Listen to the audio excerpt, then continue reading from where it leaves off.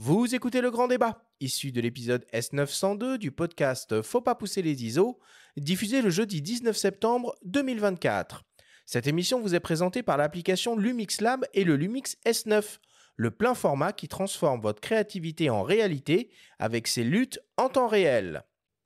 Nous sommes de retour dans Faut pas pousser les ISO avec le vidéaste et réalisateur Romain Sarret pour cette grande masterclass consacrée aux luttes en vidéo. Alors, on va essayer de commencer par comprendre exactement ce que c'est une lutte et à quoi elle peut servir. Déjà, qu'est-ce que ça veut dire, Romain, lutte ? Donc LUT, ça veut dire Lookup Table. Et en fait, si on veut faire très rapide, et en plus bien résumé, c'est un preset de couleur. C'est simplement un preset de couleur.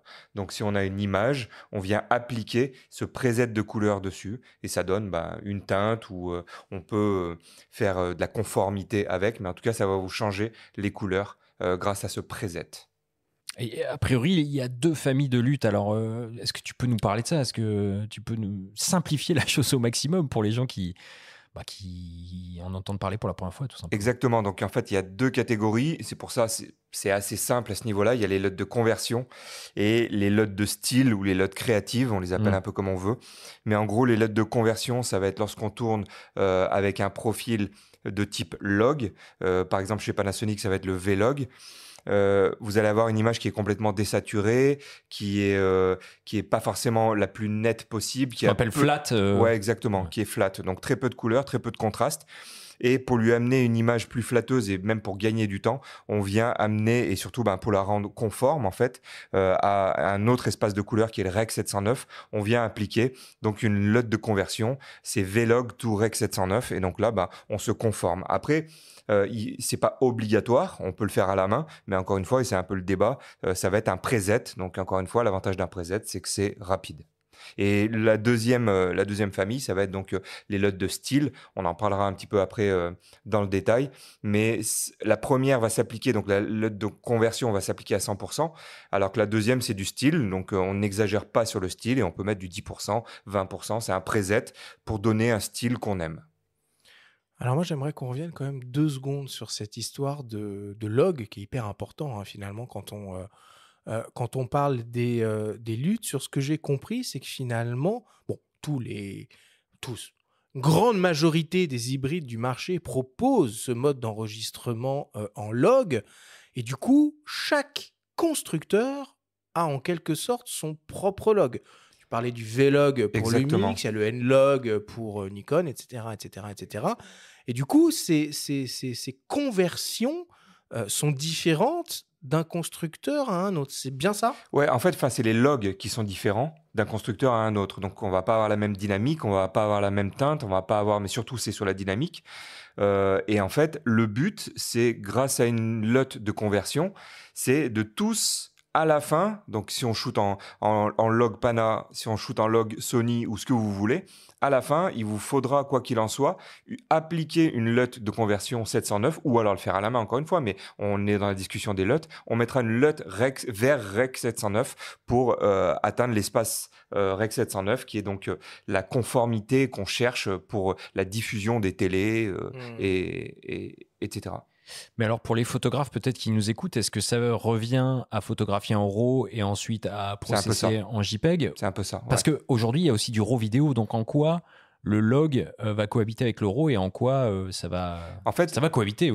Quel est l'intérêt quand il y a du RAW maintenant de tourner en log ? Encore une fois, c'est la dynamique, c'est-à-dire que lorsqu'on shoot en log, vu qu'il y a un process de post-production qui est plus lourd que si on shoot en standard et qu'il y a juste à mettre dans le logiciel de montage, forcément, il va y avoir un gain, c'est au niveau de la dynamique. Je prends l'exemple des Pana, la meilleure dynamique possible, et vous aurez même les tests DxO, etc.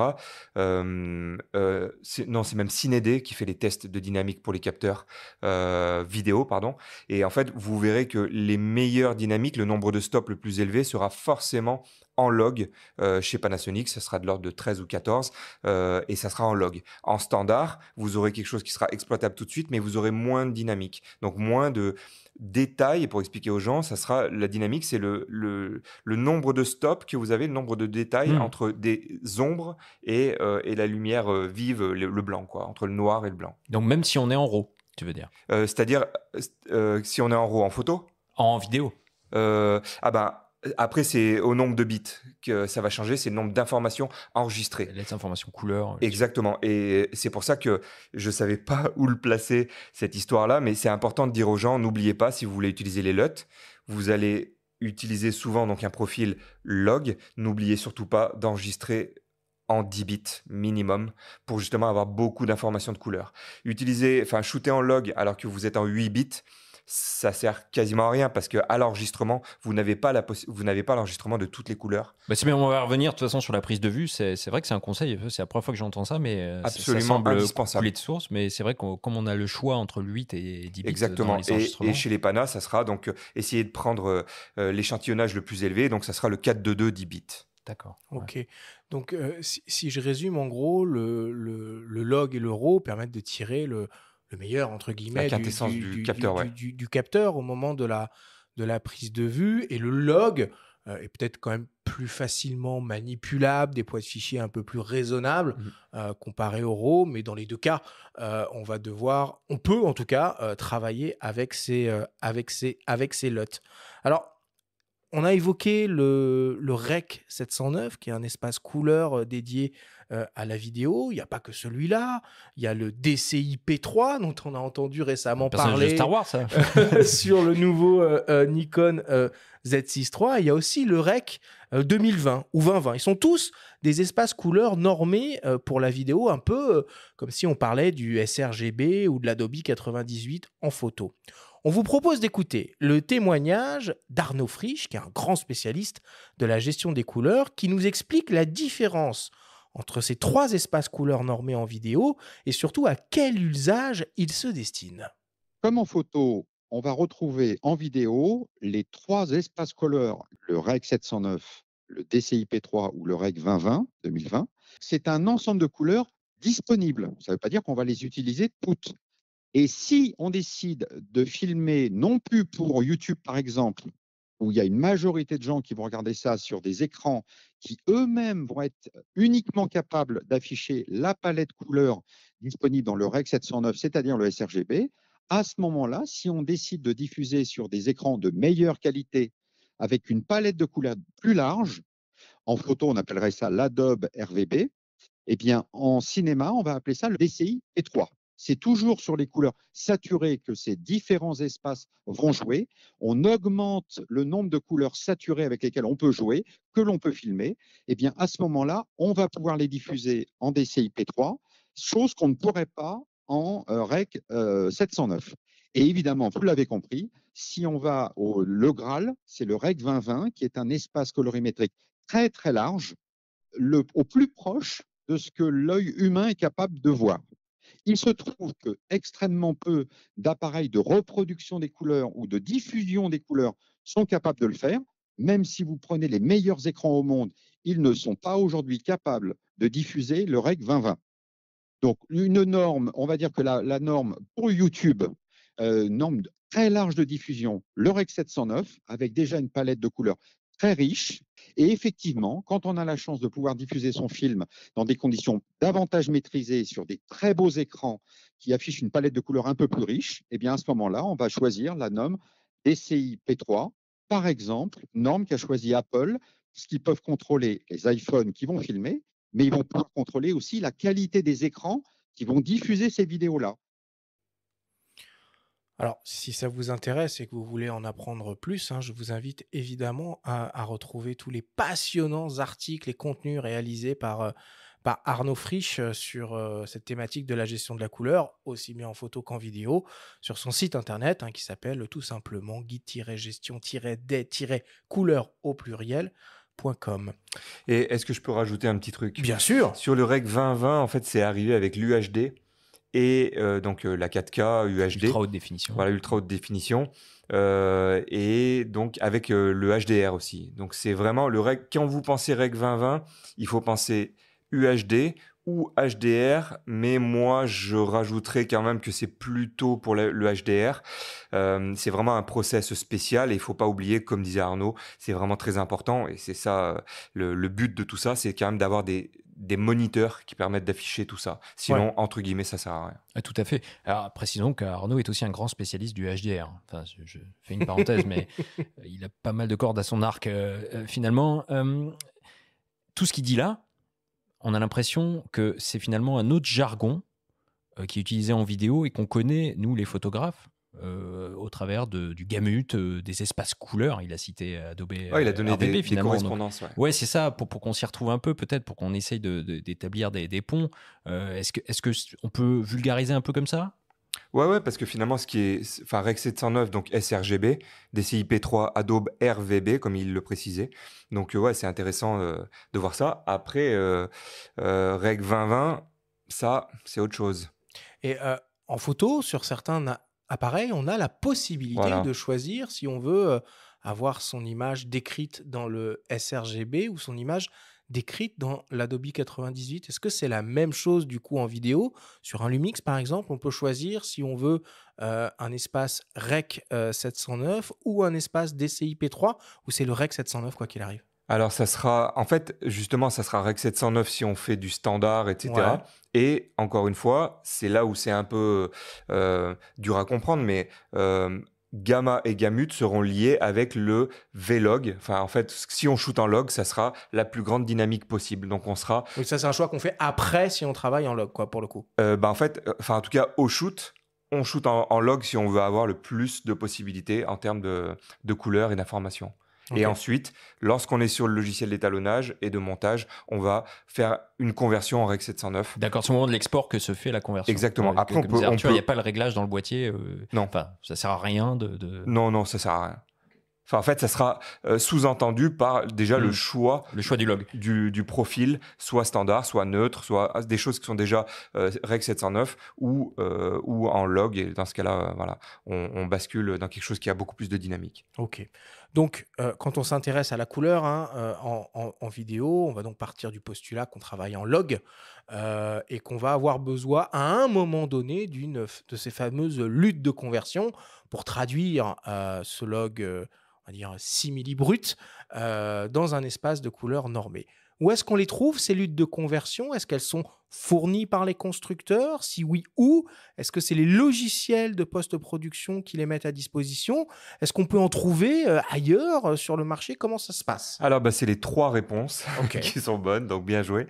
Mais en gros, Pana fournit son V-Log to Rec 709, qui est disponible un peu partout sur le net, sur mon blog. Si vous tapez ça, Panasonic V-Log to Rec 709, on tombe sur le site Panasonic. C'est Pana qui le fait, celui-là? C'est Pana qui le fait et qui le recommande donc pour son blog, pour son vlog, pour son V-Log. Quelle que soit la caméra. Faut pas confondre.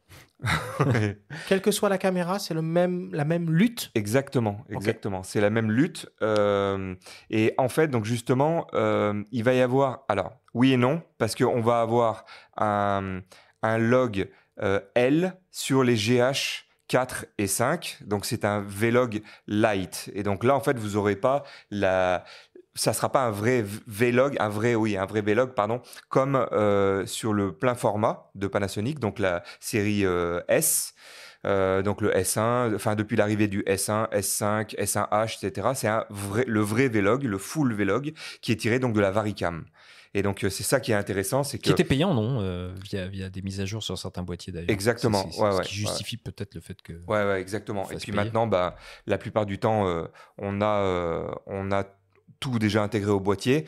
Et après, donc, pour revenir sur l'histoire du constructeur, depuis qu'on a le plein format chez Panasonic, vous avez la possibilité donc d'aller sur le site, et je vous le conseille pour ceux qui ne l'ont pas encore fait, d'aller sur le site Varicam, et on a un pack de 35 lots qui seront adaptés, et parfois certaines personnes ne le savent pas, qui seront adaptés à leur boîtier L, à leur monture L, c'est-à-dire, monture L, à toute la partie Lumix S, donc S1, S5, S5.2, S5.2X, etc. Et moi, il y en a une ou deux LUT que j'utilise vraiment très, très souvent pour mon V-Log de mon S5.2, de mon S1H, etc.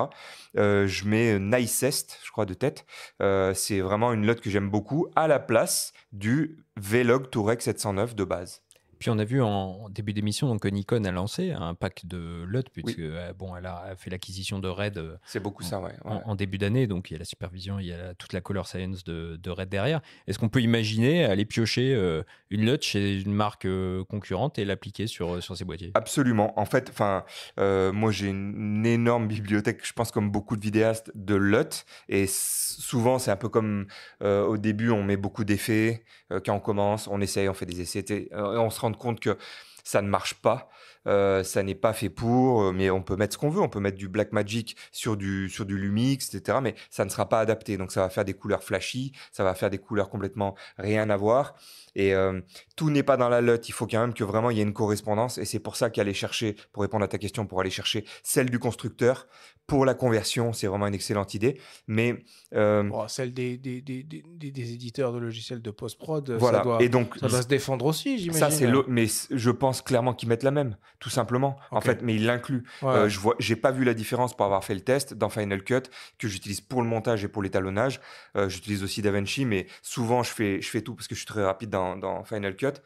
Et j'ai fait l'essai. Si j'applique celle de Panasonic, je ne vois pas la diff. Okay. Et donc, il vous suffit dans Final Cut d'aller dans les propriétés du rush et lui indiquer LUT Panasonic Vlog, on l'applique. Oui, et puis tout voilà. est déjà préchargé, Exactement. comme on peut avoir des profils ICC et en il y a toutes les marques. Il y a toutes les marques dedans. Et pour finir sur la troisième option, oui, il y a des gens qui en vendent et il y a des choses intéressantes qui peuvent se faire à droite à gauche. Mais moi, je suis plutôt du parti à utiliser celui du constructeur avec des petites variantes comme celle de la Varicam, par exemple. Vraiment essayer la Nicest, elle est excellente. C'est quoi comme ton? Comment tu l'as présenté ou tu l'as défini? Justement, en fait, ce qui est très très bizarre, c'est que lorsque je shoot en Vlog, je conforme mes LUT, je conforme mes rushs avec ma LUT donc de 709. J'essaye donc celle de Panasonic et j'essaye la Nicest. J'essaye toujours sur mes rushs les deux. Et des fois, j'ai une couleur plus chaude, des fois, j'ai une couleur plus froide. Et je ne sais pas comment expliquer, mais des fois, ça vous évitera en gros 10 minutes de color correction, justement, à rattraper ci, à rattraper ça. Il y en a une qui matchera mieux à ce moment-là. Donc, c'est les deux que j'utilise tout le temps. C'est vraiment la Rec 709 de Pana et la Nicest de la Varicam. Ok. Donc, on a ces fameuses LUT de conversion, et puis il y a aussi les LUT créatives que tu as comparées de manière très claire à des presets photos ou à des styles d'images. Petite pensée à Canon. Des sortes de filtres de rendu artistique, mais à la différence que, d'après ce que je comprends, avec l'histoire du log et de cette étape qui se fait en post-production, c'est que là, on est là sur une logique de travail non destructive. C'est bien ça, les choses ne sont pas figées tant qu'on n'a pas fait l'export final. Exactement. Ouais. Mais après, je peux même dire ça aussi sur la Rec 709 parce qu'on est dans le logiciel et on fait encore ce qu'on veut. Admettons, je suis dans Final Cut, j'ai ma timeline, j'ai tous mes rushs en Vlog, donc vraiment brut, désaturé, grisé, sans couleur, sans contraste. Je viens apposer ma LUT Rec 709 et je vois ce que ça donne. J'essaye ensuite la Nicest, je vois ce que ça donne. Je peux très bien décider de mettre ni l'une ni l'autre, de faire à la main.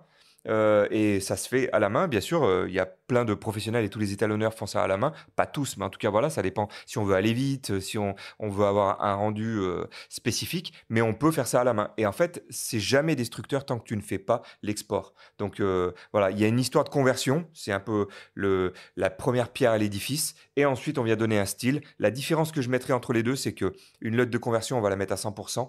Et l'autre, je l'ai déjà dit, mais je le reprécise, c'est pour ça la différence. La LUT de style, on vient 10%, 15%, 20%. On n'oublie pas de régler sa balance des blancs. Il y a quand même du boulot à faire dessus, mais c'est pour donner un style.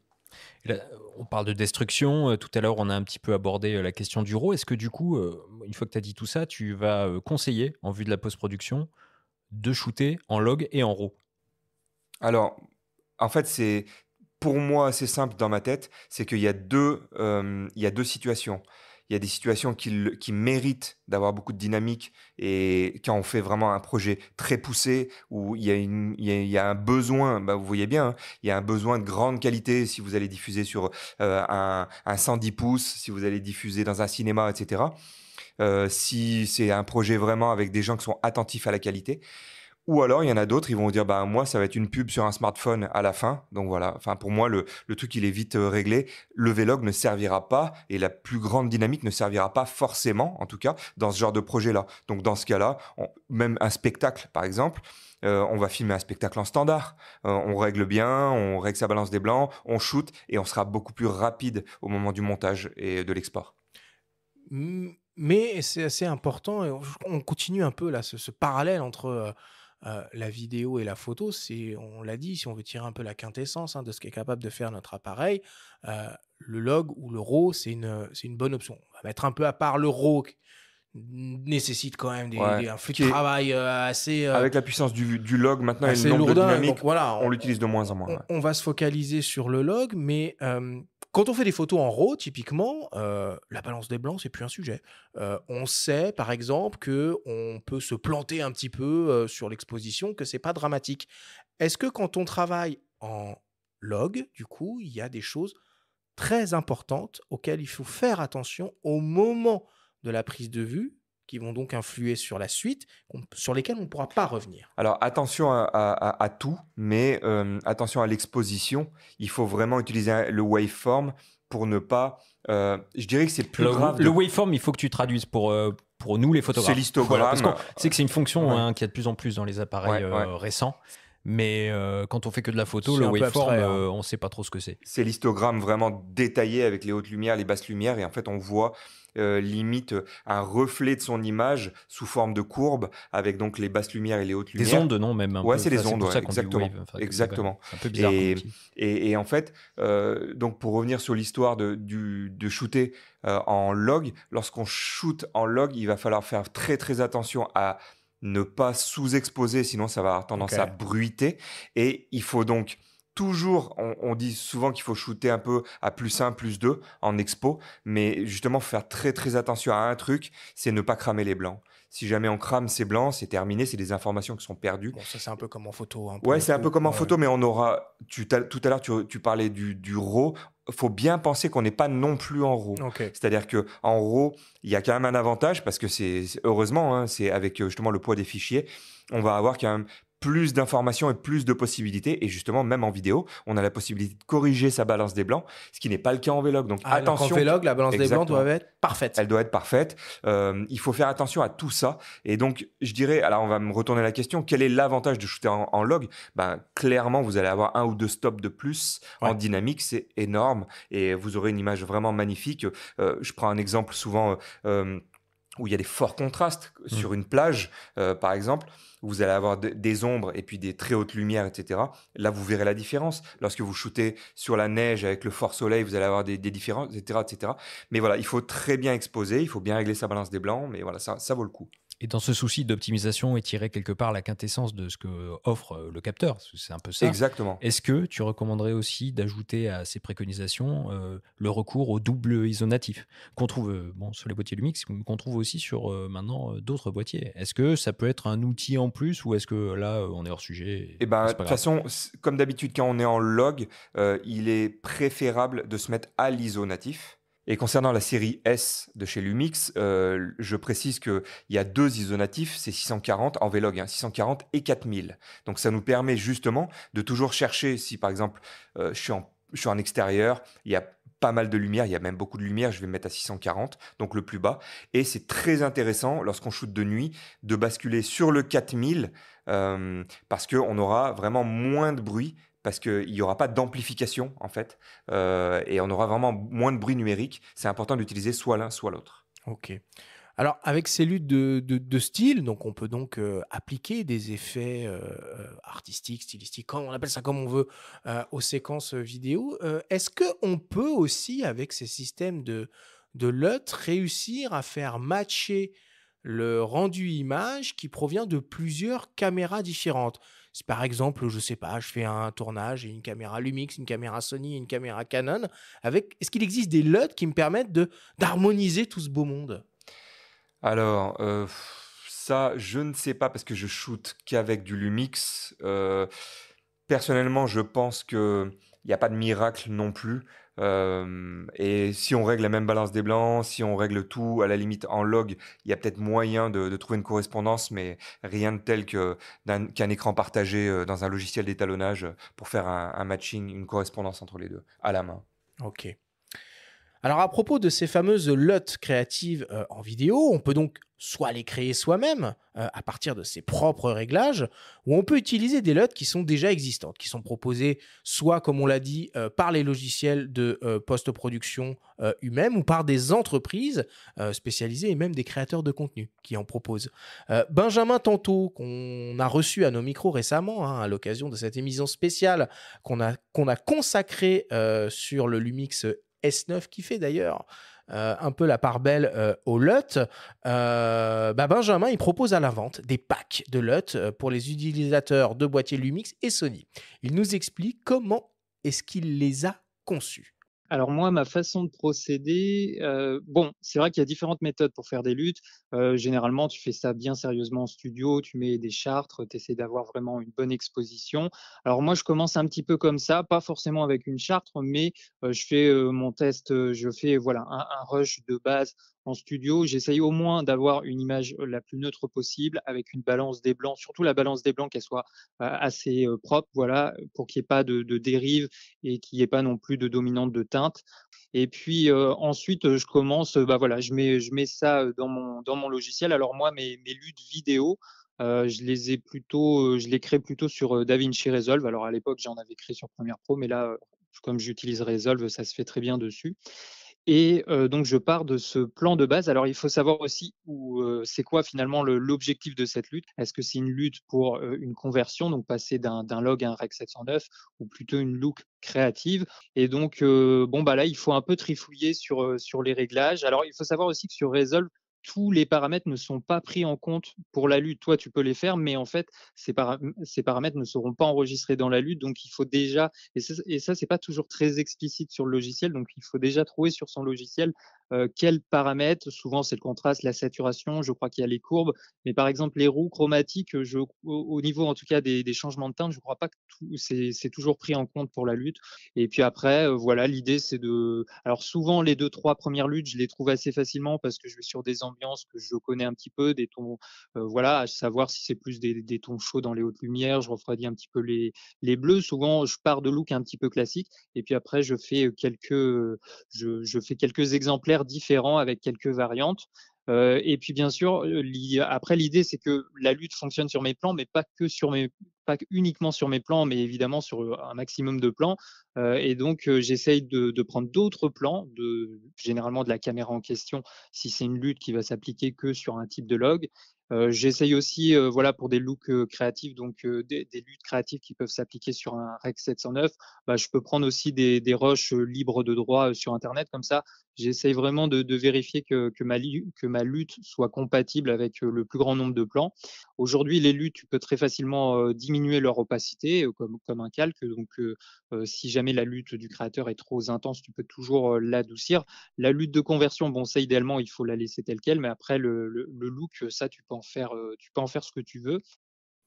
Bon, on vous mettra évidemment un lien pour découvrir les packs de lutte de Benjamin Tantôt. On revient rapidement sur ce Lumix S9 et la nouvelle application qui l'accompagne, le Lumix Lab, qui propose une approche assez ludique finalement autour de ces LUT créatives. Romain, tu peux nous rappeler un peu comment ça marche, le S9, le Creative Lab et les LUT? Alors, le Lumix Lab, c'est une application, c'est assez bien pensé, qui a été créée pour gérer les LUT. En fait, vous pouvez fabriquer vos propres LUT dans l'application et en fait, connecter votre boîtier à Lumix Lab, donc à votre téléphone. Vous envoyez les photos, vidéos de votre boîtier sur Lumix Lab et ensuite, vous pouvez retoucher donc photos, vidéos et créer votre propre LUT ou alors utiliser les LUT qu'il y a déjà dans Lumix Lab. Et ce qui est très intéressant, c'est au bout d'un moment même, vous pouvez prendre les LUT créés dans Lumix Lab et les rebalancer sur le S9. Ouais, ça, on va en parler un peu après, les LUT à la prise de vue, justement. Ouais. J'ai fait des essais avec celle de Benjamin, justement, qui s'appelle Samouraï, et en parlant avec lui, il n'était pas hyper content, donc il parlait de la retravailler. On est dans de la cuisine un peu, quoi. Ouais, c'est ça. Finalement, on peut les remodifier derrière. Alors, Romain, maintenant, si on veut se dire qu'on travaille de manière un peu experte avec les LUT, j'imagine évidemment que c'est au niveau du logiciel de post-production que ça se passe, et notamment sur la partie étalonnage. Est-ce que tous les logiciels de post-prod proposent une partie étalonnage? Alors, quasiment tous, maintenant, je pense, en tout cas tous les grands, les connus, Final Cut, Premiere Pro. Et donc, DaVinci, c'est l'inverse. Hein, c'est logiciel d'étalonnage à la base, mais qui est devenu également montage. Donc, on fait tout. Il fait même aussi effets spéciaux.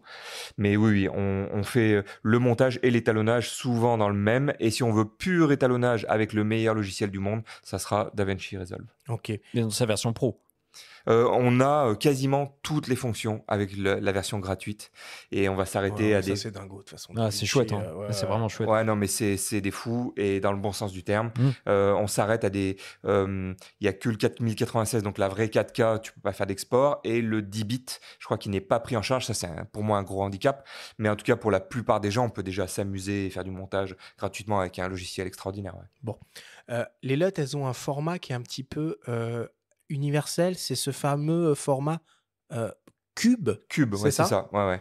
Cube, ça va être celui qui est reconnu partout. Au passage, petite parenthèse, vous avez aussi des formats VLT chez Panasonic pour la Varicam. Voilà. Mais sinon, Cube, maintenant, est reconnu quasiment partout, et notamment même chez les boîtiers Pana. C'est comme le DNG en RAW, quoi. Ouais, c'est ça. On continue C'est ce parallèle entre deux mondes. Ouais, c'est ça. Mais c'est bien parce qu'on va un peu vers de la globalisation et de l'uniformité, quoi. Alors, je vais aller à contresens, puisque j'ai vu qu'il y avait un format qui a l'air d'être un peu plus abouti de toute cette logique de presets pré-enregistrés chez DaVinci, notamment avec ce qu'ils appellent les Power Grade. Alors, c'est encore autre chose. C'est vraiment quelque chose de propre à ce logiciel-là, qui est dédié à 1000% à l'étalonnage à la base, et on peut faire tellement de choses, et en gros, c'est très simple. Dans ce logiciel-là, dans DaVinci, vous avez des couches, donc on appelle ça des layers dans Photoshop, etc. Des calques, exactement. Donc, vous allez travailler avec cependant plutôt des nœuds, c'est des nodes donc dans DaVinci. Et donc, chaque nœud que vous allez mettre, soit à la suite, soit en parallèle, soit vous les mettez de la manière dont vous voulez, peut être affecté donc au réglage que vous voulez, la netteté, le contraste, les couleurs. Et donc, le Power Grade, c'est quoi? C'est d'utiliser un ensemble de nœuds qu'on peut enregistrer. Et donc, si vous voulez, pour faire le parallèle, une LUT, c'est un preset, on va dire, c'est un outil de preset, c'est un fichier qu'on va venir appliquer, mais c'est du dur, c'est enregistré en dur. Le Power Grade, l'avantage, c'est que c'est plein de petits nœuds avec des corrections que vous allez pouvoir sauvegarder, réappliquer, mais que vous allez pouvoir continuer à corriger. C'est comme si on enregistrait un peu l'historique global du truc, qu'on l'appliquait sur autre chose. Le format PSD. À cette étape-là, oui, le format PSD en photo. C'est PSD sous Photoshop. C'est du maillage, en fait. Exactement. Ouais, d'accord. Exactement. Donc, on aura vraiment tous les calques, c'est le bon terme, hein, mais ils appellent ça les nœuds, les nodes, et vous pourrez revenir. Vous avez, admettons, une quinzaine de nodes avec netteté, contraste, saturation, tout ce que vous voulez, balance des blancs, et vous réappliquez ça sur votre rush que vous venez de tourner. Ah tiens, j'aime bien mon Power Grade 27. Vous le mettez et vous dites, par contre là, je vais juste changer le node numéro 3 qui concerne la balance des blancs, et c'est terminé. Et comment ça se passe concrètement du coup? Comment on fait pour choisir une LUT? Est-ce qu'on la teste sur une séquence particulière de son film? Est-ce qu'on bidouille tout de suite? Est-ce qu'on le fait sur l'intégralité? Comment on fait? C'est quoi la méthode? C'est la difficulté pour moi des LUT, et c'est pour ça qu'on peut en trouver et vite se noyer, parce que tellement il y en a sur le marché. C'est comme les effets, j'en parlais tout à l'heure, quand on commence le montage, on met des effets un peu partout, et après on se calme vite. Il y a ceux qui marchent pas. Les LUT, c'est pareil. Et en fait, il va falloir, pour moi, il n'y a que ça. Soit on s'inspire des grands et on regarde ce qu'on aime, on dit tiens, qu'est-ce qu'il a utilisé comme color correction, comme LUT, etc. Mais pour moi, c'est l'expérience, et il faut tester.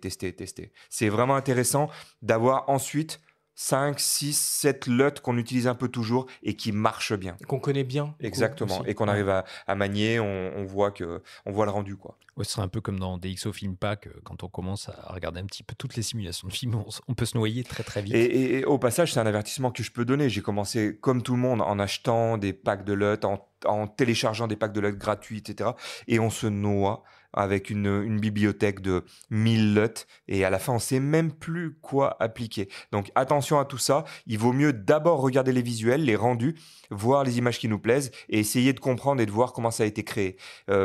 Des bases d'étalonnage, c'est toujours utile de comprendre comment ça a été fait et quel rendu ça a. Et comment est-ce qu'on travaille du coup le rendu couleur sur une séquence? Est-ce qu'on s'adapte à ce que le film raconte, à la scène qui est concernée? Est-ce qu'on s'adapte à la temporalité des choses, à l'heure de la journée? Bon, est-ce qu'il y a des espèces de petites règles comme ça qu'on pourrait énumérer? Moi, je pense par exemple, tu vois, au film Trafic Ouais. de Soderbergh, Mhm. où cet étalonnage Alors- est un acteur du film, quoi. Mais Et tu il y sais a des que choix très forts qui ont été faits, quoi. Oui, oui, et donc c'est des choix, bien sûr, créatifs pour donner des ambiances. Et vous savez qu'il y a les types d'ambiances un peu classiques. Le bleu, on dit que c'est froid, parce qu'en plus c'est lié à la balance des blancs. Et ça va faire penser à la nuit, au froid, etc. Quand on va voir des séries qui sont... comment ça s'appelle? David Fincher, tu penses? Game of Thrones. Game of Mhm. Thrones, Ah oui. voilà, et quand c'est la partie dans la neige, froid, où on sait que c'est galère, bon voilà, tout est bleu. Et donc, dès lors que le film que tu citais Trafic. dans Trafic, toutes les parties En ville. ouais, mais jaunes. C'est le Mexique, C'est le quoi. Mexique. quoi. Ouais. Et il y en a un autre, c'est ça que je voulais dire la dernière fois, c'est qu'il y a typiquement la même chose dans Breaking Bad. Oui, Ok. c'est vrai. Breaking Bad, C'est c'est vrai. exactement ça. Dès qu'il est côté Mexique, c'est teinte jaune. Et donc, ça fait soleil, chaleur. Et en fait, on arrive à tout de suite identifier où est-ce qu'on se trouve. Donc, ça a aussi une utilité, la couleur. On peut lier ça aux optiques anamorphiques qui ont des flares bleus ou Complètement. orange. Je suis un grand fan en On doit plus. s'éclater avec ça. Ouais, ouais, complètement. Quel type de paramètres on a accès quand on veut bidouiller les LUT? Alors là, on l'applique, on a déjà un pré-rendu, puis on veut un peu affiner après. Quel type de paramètres auxquels on a accès? Est-ce que Alors- c'est les mêmes qu'en photo? Alors, donc, une LUT, si on l'applique, ça sera le pourcentage. Et après, si on rentre vraiment dans le détail, dans DaVinci, il y aura la possibilité d'appliquer des LUT, mais en parallèle plutôt qu'en série, etc. Et après, justement, on a la possibilité de faire des combinaisons. Mais sinon, principalement, une LUT, on l'applique. Et donc, comme on disait tout à l'heure, la LUT de conversion, on va avoir tendance à la mettre à 100%, parce que c'est vraiment pour convertir à un espace, d'un espace colorimétrique à un autre. Et ensuite, par contre, la créative, ça sera du 5, 10, bon, on va commencer quand même à 10, 15, 20% pour donner vraiment une teinte. Et on peut combiner, encore une fois, et c'est là où les gens ne doivent pas s'arrêter à appliquer des LUT, voilà, et j'ai mon rendu. Non, non, il faut avoir des bases, ça je le conseille vraiment, d'étalonnage, de color grading et color correction. Désolé Alors, pour vas-y, l'anglicisme, hein, mais Explique un peu alors, color correction, justement, enfin, les gens, ils vont avoir tendance à un peu mélanger, mais enfin, en gros, color correction, ça va être toute la partie où on corrige justement une balance des blancs qui est mauvaise. Il faut savoir comment on corrige, il faut savoir lire une parade RVB, tout simplement. J'ai fait partie de ceux à qui ça faisait peur, et on regarde un tuto, deux tutos, trois tutos, et on se dit, mais finalement, ça va, en fait, rouge, vert, bleu, ok, il faut que ce soit à l'équilibre. Après, c'est pas aussi simple que ça, parfois il y a des tendances, mais en tout cas, voilà, entraînez-vous à ça, à savoir corriger une balance des blancs avec une parade RVB. Déjà là, on commence à avoir des notions. Ensuite, on utilise des roues de couleurs pour rattraper des couleurs, et donc on met si on a trop de bleu, on va mettre la couleur complémentaire pour compenser. Et donc il y a la partie color correction et ensuite la partie color grading. Donc désolé pour le mot anglais, mais ça représente tout ce boulot là où justement donc on va venir faire l'étalonnage global, on va amener une teinte, on va venir grader les couleurs, parfois donner de la conformité. Tout à l'heure tu parlais il y a un exercice qui est très très difficile, le meilleur entraînement pour moi. Vous prenez plusieurs rushs de plusieurs caméras différentes. Et les faire matcher. Et faites-les matcher. Là, si une fois que vous avez réussi et que vous montrez ça à quelqu'un qui ne voit pas la différence, vous êtes, pour moi, un étalonneur. Et on peut même aller plus loin, on peut l'étendre à une série de photos. C'est ça qui est intéressant aussi dans Lumix Lab, c'est qu'on peut s'approprier les LUT et en faire finalement des simulations de films presque. C'est vrai qu'on est parti de Lumix Lab à la base. Bah oui, et ça marche plutôt pas mal. Mais on parle de Lumix Lab, mais on peut citer sûrement d'autres marques voilà, et appliquer des LUT à des images fixes, ça marche très très bien aussi. Alors quand on met les mains dans l'étalonnage vidéo, on se rend compte que ça peut vite devenir très intéressant, mais aussi compliqué, long et fastidieux. Chronophage, ouais. Et pour faciliter le travail, on peut opter pour ce qu'on appelle une surface de contrôle, un outil qui était jusqu'à présent exclusivement réservé aux professionnels. On écoute Nicolas Morvan de Miss Numérique qui nous présente la Micro Color Panel de Blackmagic Design proposée à moins de 500 €. En fait, les surfaces de contrôle, ça va tout simplement être la capacité de retrouver en hardware, donc via une sorte de clavier amélioré, toutes les fonctionnalités qu'on va retrouver dans un logiciel, mais via des raccourcis pour pouvoir travailler, avoir un workflow beaucoup plus rapide et une production beaucoup plus efficace et beaucoup plus précise aussi qu'avec la souris ou qu'avec un pad, selon quelle installation on a. C'était jusque-là, en effet, réservé à des boîtes professionnelles ou on va dire au départ à une élite avec des gros panneaux de contrôle pour aller vraiment dans le détail. Et maintenant, ça se démocratise de plus en plus et ça s'est récemment d'autant plus démocratisé en termes de prix et de fonctionnalités avec certains produits comme le Micro Color Panel, par exemple. Alors, les 3 boules rotatives qu'on retrouve au centre, en fait, elles vont nous permettre de sélectionner des plans de façon très précise, mais aussi elles vont nous permettre de sélectionner, une fois qu'on est sur un plan et qu'on souhaite régler notre étalot, de pouvoir sélectionner sur nos palettes de couleurs exactement ce qu'on souhaite aller rechercher, de façon beaucoup plus fine que ce que l'on pourrait faire avec une souris. Et d'autant plus maintenant avec les Micro Color Panel, où en plus on a une fonction Shift qui, par exemple, va nous permettre d'augmenter le nombre de fonctionnalités qu'on va avoir sur ces roues de commande. Donc encore une fois, le principe, c'est juste d'être encore plus précis et d'avoir plus de contrôle sur notre étalot et aussi sur notre montage si on l'utilise dans différentes configurations. Alors, il y a une courbe d'apprentissage, ça c'est certain. Est-ce qu'elle est longue et fastidieuse? Ça dépend de chacun. Ça dépend aussi de si on se lance sur le logiciel en même temps qu'on se lance sur la surface. Il est sûr qu'aujourd'hui, par exemple, même entre 2 surfaces de contrôle, il y aura un temps d'adaptation. C'est comme un clavier, le but est vraiment d'arriver à un moment à ce qu'on puisse étalonner ou monter sans avoir en fait à regarder le clavier ou la surface de contrôle plutôt dans ce cas-là. Mais il est vrai que pour les personnes qui passent beaucoup de temps en édit, en étalo, je pense que le gain de production, une fois qu'on est habitué à l'utiliser en termes de confort aussi et de rapidité et de finesse, est vraiment extrêmement intéressant et mérite, selon nous, l'investissement. Après, l'avantage qu'on a aussi en plus avec les derniers Micro Color Panel, enfin en tout cas avec celui-ci, c'est qu'il est beaucoup plus transportable, entre guillemets, il est beaucoup plus léger, beaucoup plus compact. Il a la capacité aussi d'être en Bluetooth, donc il peut se connecter à un iPad Pro sur lesquels on peut avoir DaVinci Resolve.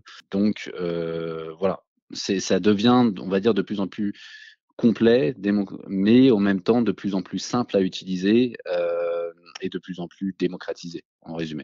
T'as craqué, Romain, pour une surface de contrôle d'étalonnage? Non, semaine prochaine, je pense. Non, mais ça me dit bien, ça fait partie des choses. Attention, hein, celle-là, elle ne fonctionne qu'avec DaVinci. Oui, Si tu travailles sur Final Cut, ça va pas marcher. Oui, mais on est presque un peu tous obligés de basculer quand on voit.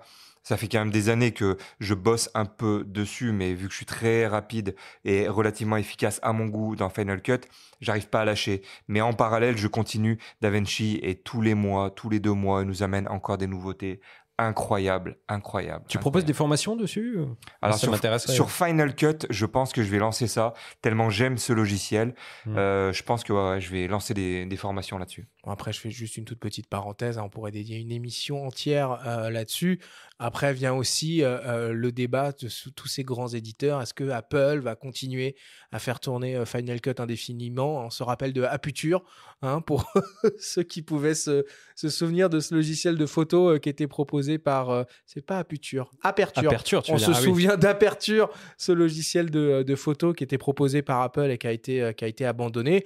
Et puis voilà, on peut avoir aussi une discussion sur le côté licence non perpétuelle sur abonnement d'Adobe et de tous ces logiciels qui sont certes très bien, mais qui représentent un coût non négligeable pour photographes et vidéastes qui souhaitent les utiliser. La licence de DaVinci, c'est vraiment c'est donné par rapport à ce qu'il fait. Hein. C'est de l'ordre. perpétuel en plus. Donc, Mais après, c'est vrai qu'il y a quand même toute une génération de vidéastes qui a été biberonnée à Final Cut. C'est dur d'en En fait, sortir, moi, j'ai commencé vraiment la vidéo avec ça et je me suis éclaté malgré les très, très, très nombreux bugs, la frustration, mais ça marchait. Il y avait vraiment le côté rapide et efficace. Maintenant, surtout récemment, depuis 2-3 ans, ils ont vraiment fait des mises à jour majeures sur l'avancée en termes de tracking, des choses comme ça qui manquaient vraiment. Il manque encore beaucoup de choses, et notamment à la partie audio. Si on m'écoute chez Apple, à ce niveau-là, tout le monde dit mais c'est un super logiciel, mais la partie audio, elle est honteuse. Mais par contre, c'est la stabilité que j'aime vraiment par-dessus tout dans ce logiciel. C'est rapide, efficace et je n'ai plus connu un seul crash quand on a un ordi qui tourne bien, etc. Depuis de très très nombreuses années. Il y a la sauvegarde automatique, mais jamais un seul bug, jamais une seule perte. Et il faut miser sur le fait qu'Apple continue. On espère. Il y a des mises à jour là, encore récentes logiciel. et à venir. Donc on espère, ouais. Ok. Alors, on l'a compris, la puissance d'Elot au niveau de la post-production et de l'étalonnage. Maintenant, on va s'intéresser à la prise de vue et au tournage, car à cette étape aussi, on peut travailler avec d'Elot. On écoute le chef opérateur de cinéma Nicolas Gorin nous expliquer comment est-ce que lui, il utilise l'Elot au moment du tournage. Donc, la lutte permet d'avoir des images qui sont, regardables, et 2, qui me permettent, suivant les projets, de créer un début d'esthétique lié au projet que je prépare. Et je le prépare, c'est-à-dire que la lutte, je la décide et je la construis avec le laboratoire et l'étalonneur. Et donc, je fais des essais avant le tournage. En général, c'est des essais avec les comédiens et le décor, si c'est possible, ou au moins des couleurs qui vont apparaître dans le film, des couleurs du décor, pour justement choisir, une fois qu'on a tourné ces essais, avec l'étalonneur, et en fonction de ce que moi j'imagine du rendu final du film, après discussion avec le réalisateur et en fonction du scénario, quel genre d'image je veux. Et c'est ça que j'appelle la lutte. Sur le plateau, les images que voit l'équipe au combo, sur les différents retours vidéo qui sont sur un plateau maintenant, sur les iPhones, sur les tablettes, etc., sont des images avec une lutte beaucoup plus neutre, qui permet à tout le monde d'avoir une idée de l'image, mais pas l'image finale. Parce que je considère que sur le plateau, malgré la lutte, l'image n'en est qu'à la première étape. Parce qu'évidemment, cette lutte, c'est comme une pellicule, elle va être retravaillée après en post-production.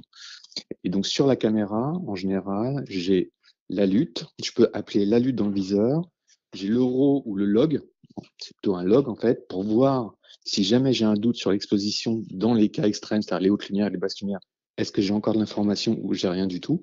Parce que souvent la lutte écrase ce genre de partie de l'image, donc ça me permet de savoir, de me dire par exemple qu'une fenêtre qui est complètement surexposée avec la lutte, en fait, la caméra enregistre en RAW ou en log beaucoup plus d'informations que ce que j'ai dans le viseur. Ce qui me permet après d'anticiper le fait qu'à l'étalonnage, je pourrais éventuellement récupérer, si j'ai envie, des informations dans les hautes lumières. Moi, je travaille plutôt sur des films où la lutte n'est pas trop, n'impose pas un look trop important, même si parfois ça m'est arrivé sur certains films d'avoir une lutte, par exemple, où je perdais la moitié de la sensibilité sur certaines zones de l'image. Je perdais un diaphragme en sous-exposition avec la lutte. Donc je le savais.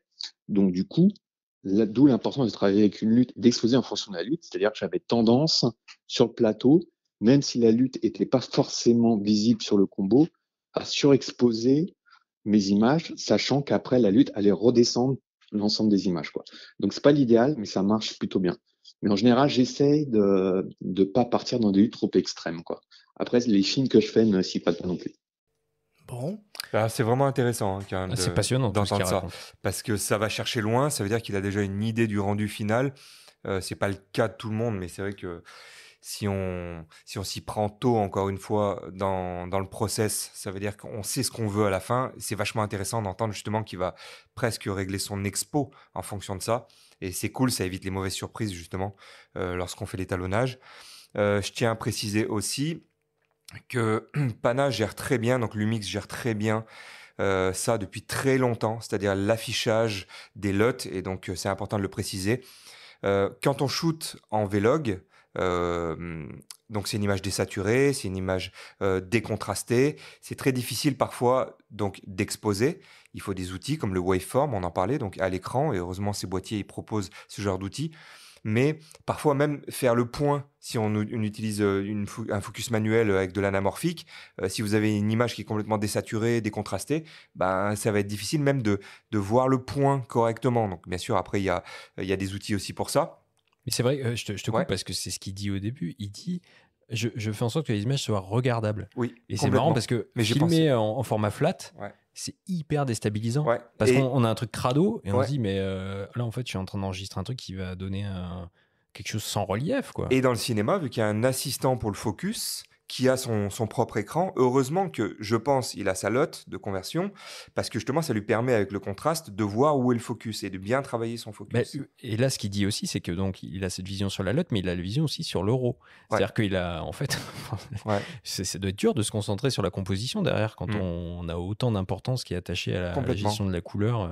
Complètement. C'est fou. Mais en tout cas, ouais, pour revenir sur les Pana, il y a cet affichage qui est possible, donc de la LUT Rec 709 à l'enregistrement. Et donc ça, c'est très intéressant. Il vous demande si on veut l'enregistrer directement avec donc votre Vlog. Est-ce que vous voulez qu'on applique la Rec 709 directement, ou est-ce qu'on veut simplement sur le moniteur du boîtier, ou alors encore plus intéressant, enfin parfois sur le moniteur externe. Donc ça peut être super intéressant. Et j'en profite pour placer un warning par rapport à ça. Il faut se méfier lorsque vous enregistrez en externe avec un Atomos ou quoi. Si vous enregistrez en externe et que vous dites à votre boîtier « envoie-moi la LUT sur mon Atomos Ninja », par exemple, attention parce que l'Atomos Ninja, si vous enregistrez via un SSD sur l'Atomos Ninja, vous allez enregistrer le signal qui arrive, c'est-à-dire avec la LUT qui est appliquée. Ouais, donc mais vous n'aurez pas... Sur l'Atomos, on peut charger des LUT. Voilà, et donc c'est là, oui, mais il faut simplement y faire attention. Il faut dire non, je n'envoie pas la LUT sur le moniteur, via le boîtier. Par contre, sur l'Atomos, je lui dis applique-moi juste en visuel la Rec 709 de Panasonic. Ok. Et est-ce que tu conseilles, du coup, est-ce que c'est possible de faire un double enregistrement, c'est-à-dire de faire un enregistrement dans le boîtier dans ce cas et sur l'écran externe? Ça, c'est pour les prudents, ouais, complètement. Après, il y a des histoires Vous aussi n'avez de... pas assez de données déjà, Non, mais les gars. par exemple, Ouais. non, mais l'avantage, on va me demander l'avantage, mais de faire ça sur un Atomos Ninja, on pourra enregistrer en ProRes. Donc là, Bien sûr. du coup, c'est hyper flexible en post-prod, c'est très lourd, mais par contre, on aura justement plein d'informations et c'est intéressant justement en Vlog. Bon, et ben voilà, on a fait un gros tour d'horizon. Je sais pas, mais moi j'ai l'impression d'avoir compris des trucs là. Ah bah c'est bien. C'est bon signe. Merci Romain. Non mais je trouve que c'est pas facile. Déjà on a un podcast audio, d'accord. On n'a pas un écran devant nous en train de faire un En tuto. DCI-P3. Voilà, mais ça permet de se concentrer sur le propos et je visualise plutôt bien le truc. Alors je pense qu'il faut quand même rajouter quelque chose pour pas que ça soit mal compris. On n'est pas obligé de tourner en log si on veut faire de l'artistique et donc d'appliquer une LUT de création ou de style. Je redis le process. Si vous voulez shooter en log pour avoir plus de dynamique, pas de problème. Ensuite, on applique la Rec 709 ou une autre qui va bien en tout cas, ou on le fait à la main. Et une fois qu'on est de base bien, avec une image qui est regardable, standard, on appelle ça. Vous pouvez mettre votre LUT créative ou de style. Mais donc, si on oublie ce process-là, si je tourne en standard, je peux mettre ça dans mon logiciel et mettre ma LUT créative à 10%, 20% et donner un style. Bon, tu anticipes un peu sur le débrief que l'on attaque tout de suite.